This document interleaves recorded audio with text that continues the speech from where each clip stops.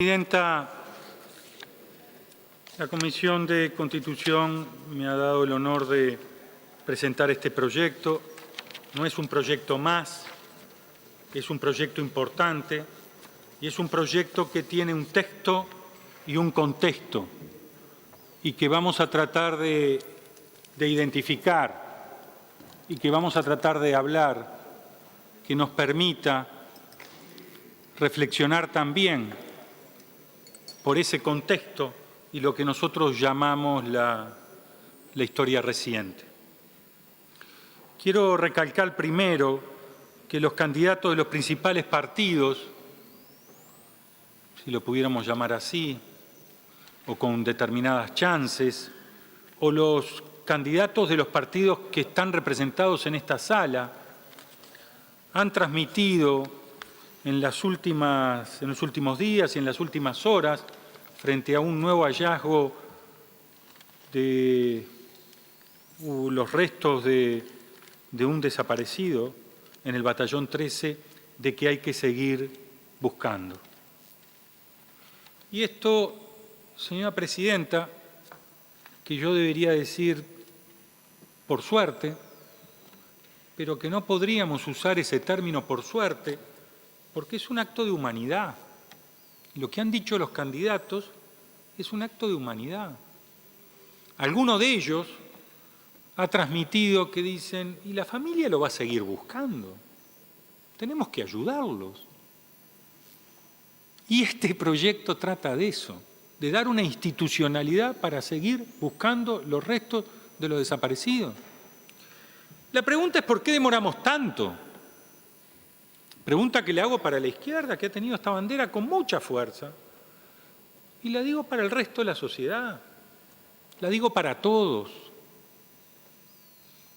¿Por qué recién a 40 años de los hechos, para poner una medida parecida, le damos una institucionalidad para aliviar el dolor de las víctimas? Nos interpela como sociedad. No es que no lo vayamos a hacer, hay que hacerlo. Más vale tarde que nunca, pero nos interpela. Y nos interpela porque lo que vivimos fue un horror. Y quizás esa mochila no la supimos llevar todos de la misma manera y todos de la mejor forma. Y yo me he preguntado por qué se demoró tanto, por ejemplo, en recibir a los familiares de los desaparecidos, que recién los recibió el presidente Jorge Valle. ¿Por qué se demoró tanto? Primer gobierno Sanguinetti, primer gobierno de Lacalle, segundo gobierno Sanguinetti. Y no porque Lacalle o Sanguinetti sean malas personas o no sean inteligentes. No hay una explicación lógica, salvo, Presidenta, que vayamos a una figura que yo conocí a través del tiempo, primero en el liceo, después por comentario de prensa y después porque me tocó ser el presidente de la comisión de homenaje a los 100 años de Rodó. Y una de las cosas de las que caracterizaba a Rodó era la piedad.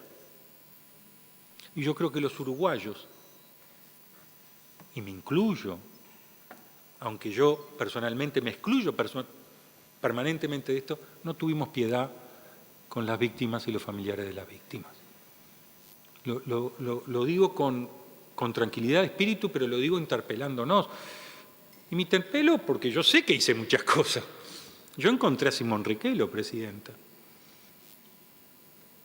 Pero no tuvimos piedad porque confundimos la discusión de los delitos que se cometieron en dictadura y antes de dictadura por los aparatos represivos en lo que era aliviar el dolor de las víctimas. En aquello que se conoce, Presidenta, cuando dos ejércitos están peleando, la tregua, en lo que eran las guerras anteriores, no las ahora modernas, la tregua para levantar los cadáveres. Incluso en las peores guerras se hacía un alto el fuego para levantar los cadáveres, levantar los compañeros de armas que estaban caídos.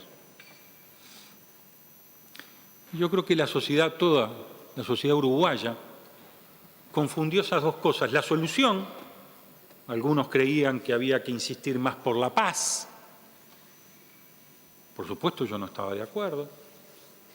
Y entonces propusieron una suerte de amnistías que nunca terminaron de cuajar y después cuajó en la ley de caducidad. Y los que nosotros creíamos que el Estado uruguayo recuperaba todas sus acciones a la recuperación de la democracia para terminar con la impunidad. Si no marcábamos a fuego lo que se había hecho, podía volver. Y en esa confusión no supimos hacer la tregua para el dolor de las víctimas, para los caídos, para los que perdieron su vida en todo esto. Incluso con los niños desaparecidos que estaban vivos, no lo supimos hacer. Lo digo con propiedad. En algún momento se estigmatizó a Sara Méndez. Se la estigmatizó. Casi se la trató como una persona desnorteada porque buscaba a su hijo. Una madre va a dejar de buscar a su hija, presidente, o a su hijo. Ahora la comprendemos, ahora entendemos. Ahora es abuela.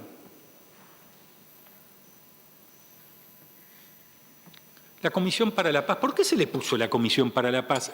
¿Alguien entiende que nosotros estábamos en guerra en ese momento? ¿Por qué Jorge Valle propuso la Comisión para la Paz? Era la paz para los corazones, la paz para los ánimos, la paz para las víctimas. Fue un acto de piedad. Por supuesto que antes habíamos hecho muchas cosas, como el plebiscito para derogar la ley de caducidad, que lo perdimos, y que las presidentas, entre ellas mi madre presidenta, dijeron que se había perdido, que el pueblo se había pronunciado. Y cuando retomamos en el año 95, muchos, la bandera del tema de los derechos humanos, se nos acusó de estar con los ojos en la nuca, y cuando lo que estábamos pidiendo era un acto de piedad. Me tocó a mí ser protagonista. En la primera reunión que tuve con Sanguinetti, después de las reuniones protocolares, en su segundo mandato, protocolares ya electo, que él visitó determinadas figuras, pero en la primera que tuve con él, ya como presidente, le pedí permiso formalmente para hablar con los generales, con el comandante jefe y los generales del país. No sé si esto se sabe. Y en esa reunión les pedí un gesto de piedad. Todavía no tenía en mis venas toda la sabiduría de Rodó. Y no lo tuvieron. Y no lo tuvieron. Y cuando le insistí al presidente Sanguinetti, repito, en su segundo mandato, nos encontramos en más de una oportunidad.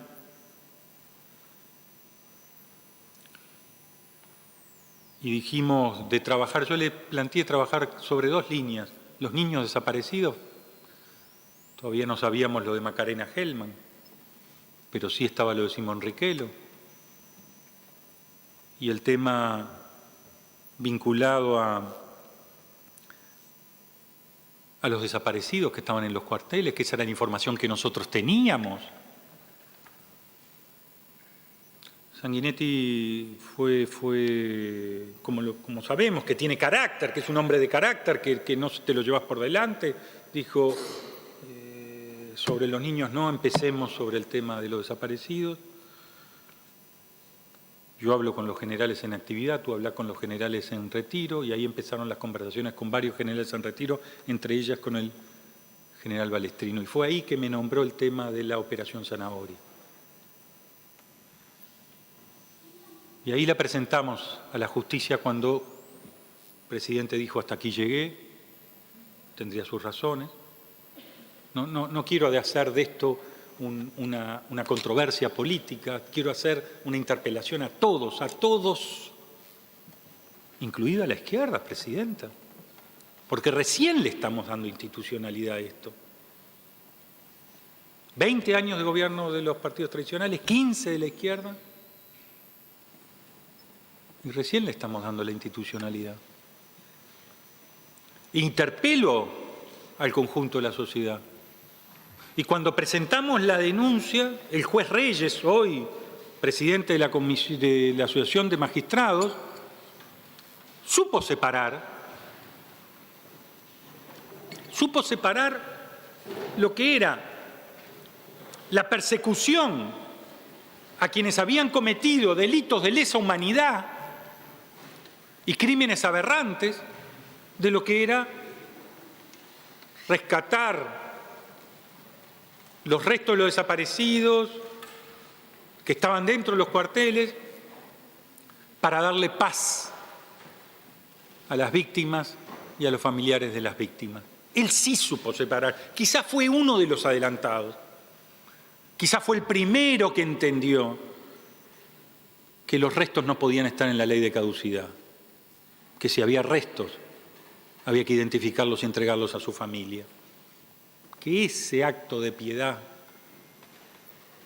teníamos que hacerlo. Por supuesto que después vinieron presiones de todo tipo y en el Tribunal de Apelaciones se perdió. Yo puedo tener toda mi historia, no es eso lo que quiero hoy estar recalcando. Lo que quiero recalcar es que nosotros llegamos a un momento en el cual nos tenemos que interpelar por qué ahora estamos de acuerdo todos juntos en que se siga buscando y antes no estamos de acuerdo.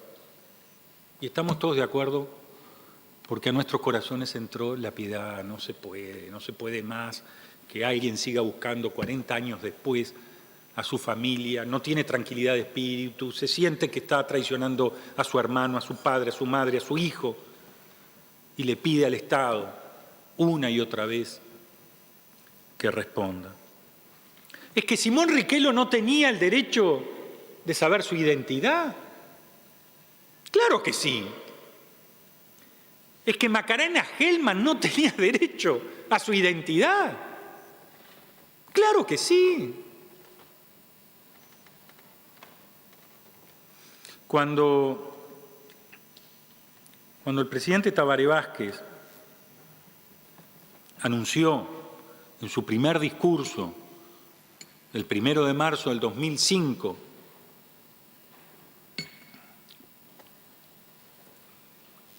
que se iba a entrar a los cuarteles y que se iba a buscar a los desaparecidos, yo sé que hay gente en el Uruguay que lo vivió desde la perspectiva, unos y otros, desde la perspectiva de la pulseada política. Yo estoy convencido, presidenta, porque cuando él la anunció a mí se me cayó una lágrima de que era un acto de piedad, que Tabaré daba un paso más en el acto de piedad, de decir, hay una humanidad dentro de nosotros que está por encima de nuestras controversias.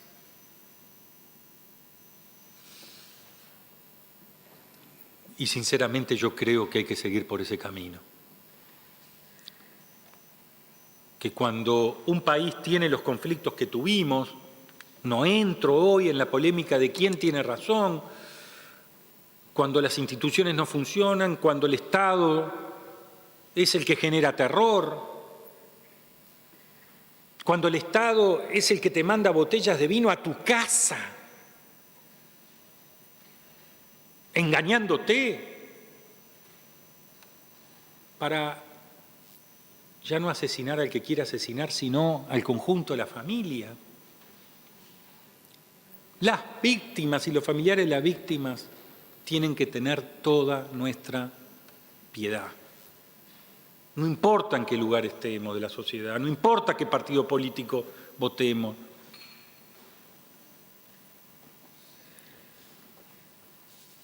Cuando convocamos a la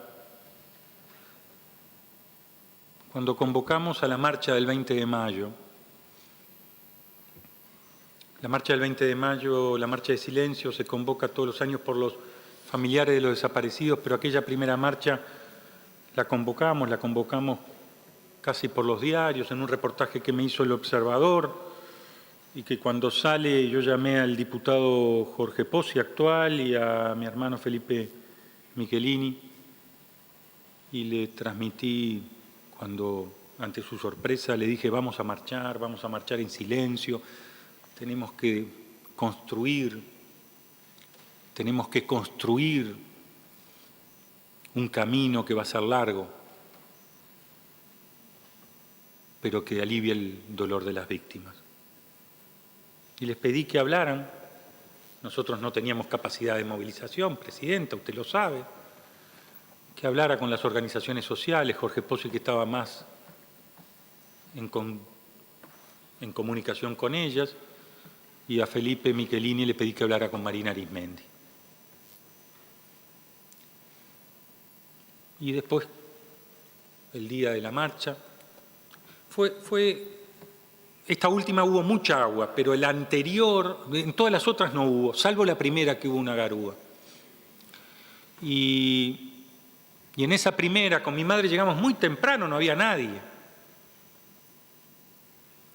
Y yo estaba muy nervioso, estaba muy preocupado, no sabía si esto iba a tener un respaldo de la gente. Y le pregunté, ¿y vendrán? Y mi madre me contestó, no te preocupes, Rafa, y ella me decía, Rafa, no te preocupes, van a estar todos. Vamos a estar todos. Nunca le pregunté después, el vamos a estar todos, ¿qué significaba ella y yo? ¿O todos era una inmensa cantidad de gente que se fue volcando por las calles de Montevideo? En silencio. Nunca lo expliqué por qué se hizo en silencio, porque lo peor que podía pasar es que una marcha por el tema de las víctimas, de los desaparecidos, unas consignas de un sector o de otro arruinaran el valor sustancial que era en silencio todos los uruguayos que tuvieran piedad. Yo esto me di cuenta después de que también la marcha del 20 de mayo es una marcha que reclama piedad.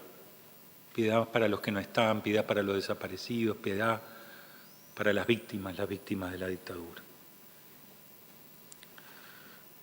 Yo sé que hubo mucha controversia en leyes anteriores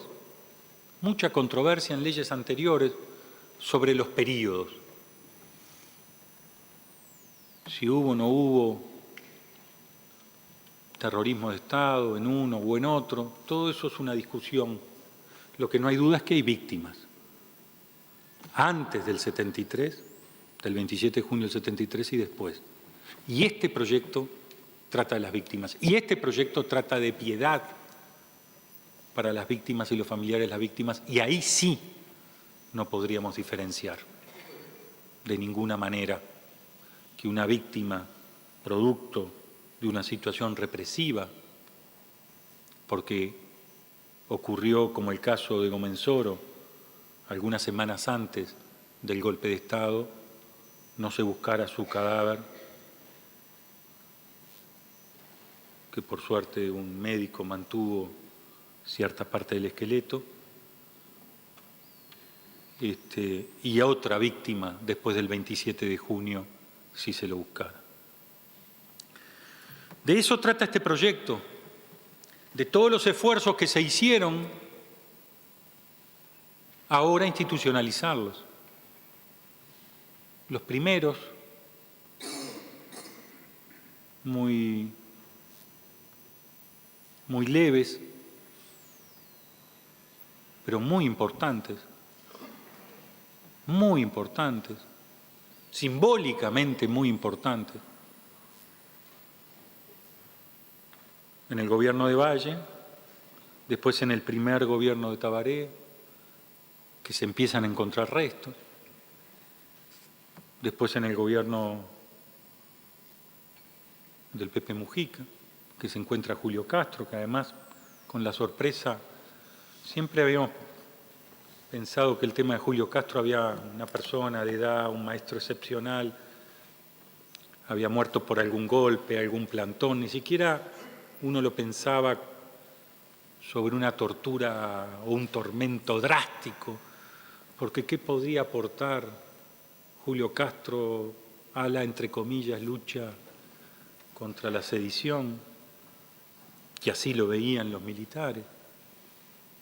Y uno pensaba un plantón, un momento de frío, uno pensaba una piña mal pegada, que le había costado la vida a una persona de edad, y ahí nos enteramos que había sido asesinado. No sé qué ganaron sus victimarios, no tengo idea qué ganaron sus victimarios cegando la vida de una persona maravillosa, pero esa es la verdad. Esa es la verdad. Por supuesto, Presidenta, que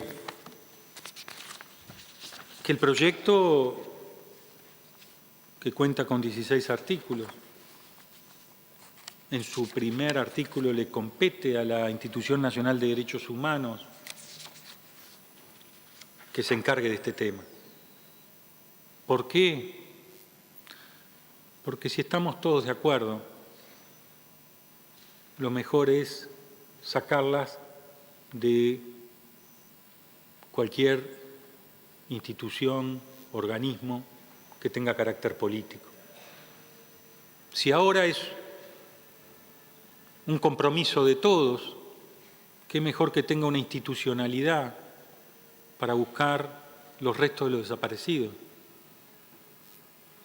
Información que me daba el fin de semana mi hermano, que es coordinador de la comisión que se disuelve y que se suma a la Institución Nacional de Derechos Humanos y se aprueba este proyecto, me decía que él está convencido, que los vamos a encontrar. Que ahora que se determinó en el batallón número 13, lo de Miranda y este último hallazgo, hay dos líneas que pueden ser un patrón de enterramiento y que lo mejor es que se trabaje en forma sistemática. Me contaba todos los esfuerzos, me contaba el esfuerzo del Estado en un momento difícil, que habían puesto no una, sino dos retroexcavadoras, que ese esfuerzo económico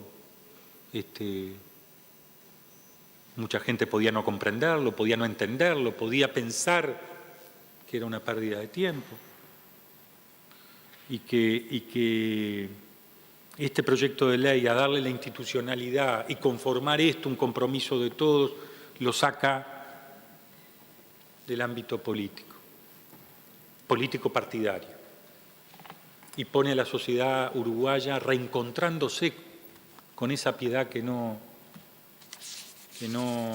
debimos perder nunca. Mire que yo soy admirador del Pepe Valle, José P. Valle y Ordóñez, pero cuando no le quiso dar honores a Julio Herrera y Oves, fue Enrique Rodó como legislador que le levantó el veto. Mire hasta dónde me voy, Presidenta. Y uno de los argumentos dijo, murió, ya está. Nosotros tenemos que aprender que nuestros conflictos es cuando estamos vivos, cuando la persona muere, ya está. A Valle y Ordóñez, que en ese momento había que enfrentársele, ¿no? A Valle y Ordóñez. Y le levantaron el veto y tuvo que tener honores de Estado. En el segundo artículo impone las propias decisiones orgánicas del Instituto de Derechos Humanos con respecto a la temática, y del tercero al noveno establece los poderes más amplios para garantizar el eficaz y autónomo cumplimiento de su cometido. Yo sé que puede traer algunas preocupaciones, algunas controversias. El senador Heber me planteaba alguna duda, quizás tengan razón, pero yo lo miro desde este ángulo. Le estamos dando las mayores competencias a un organismo que no va a estar dependiente, por ejemplo, del Poder Ejecutivo, que es una institución netamente política, que va a trabajar con la justicia, el Instituto Nacional de Derechos Humanos. Hoy mismo la Comisión de Verdad y Justicia está a lo que diga la justicia. Es más, hubo una denuncia pública de un periodista que hace unos años se había dado una información a una figura pública y que eso no había avanzado. En la Comisión de Verdad y Justicia se llegó a esa información, se relevó esa información, se habló con los testigos, se habló con el periodista, se juntaron los datos, se determinó cuál era el lugar y después se dijo, la justicia marcó un lugar. Cuando terminemos lo que ha marcado la justicia, después avanzaremos con el lugar que se nos ha planteado. O sea que para mí no hay dudas, pero bueno, puede haber alguna situación. En los artículos del 10º al 3º se establecen las condiciones de continuidad de las tareas que hoy tiene el Grupo de Trabajo por Verdad y Justicia y los convenios que se tienen con la universidad.